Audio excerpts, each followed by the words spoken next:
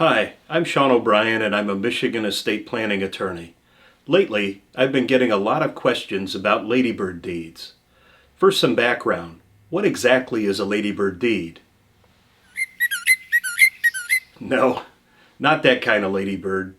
Rather, ladybird deeds got their name because President Lyndon Johnson used this type of deed to add his wife's name to his large Texas farm. I went to law school in Texas, and ladybird deeds have been used for decades down there. But they are somewhat new here in Michigan. They've become increasingly popular, and there's some really good reasons for that. Before I explain what makes a ladybird deed a good idea or a bad idea for your family, let me explain just what this type of deed is. The legal term for a ladybird deed is enhanced life estate deed. Now, all deeds have two parties, a grantor, which is the person giving away the property, and the grantee, and that's the person receiving it. A ladybird deed is just like any other deed, except the grantor reserves two rights. The first is the right to live and use the property by themselves exclusively until they die. And the second is the right to change their mind and revoke the deed anytime they want, right up until their very last breath. Now, why would anyone revoke a deed? Well, it could be because their circumstances have changed, and they've now decided to sell their house, for example. Or perhaps they've had a falling out with the person they deeded the house to. Occasionally, people die out of order.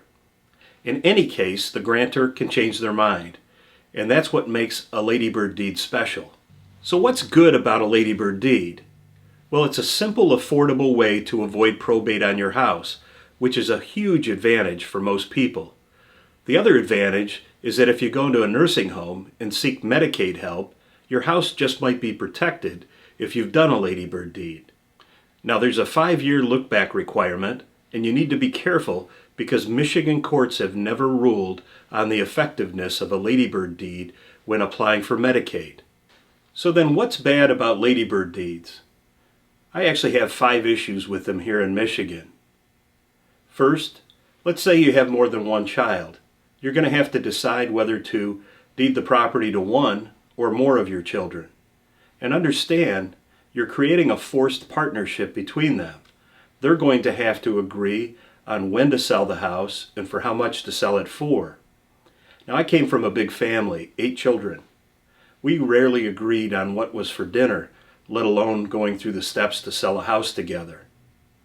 Second, as I mentioned before, sometimes people die out of order. If a child you put on your deed died before you, then you're back to square one.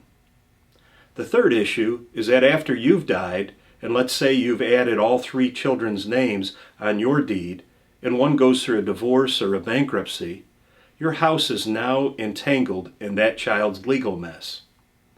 The fourth issue is that after you've done a ladybird deed, understand you can no longer borrow against your house, even a small home equity loan, without revoking the deed first.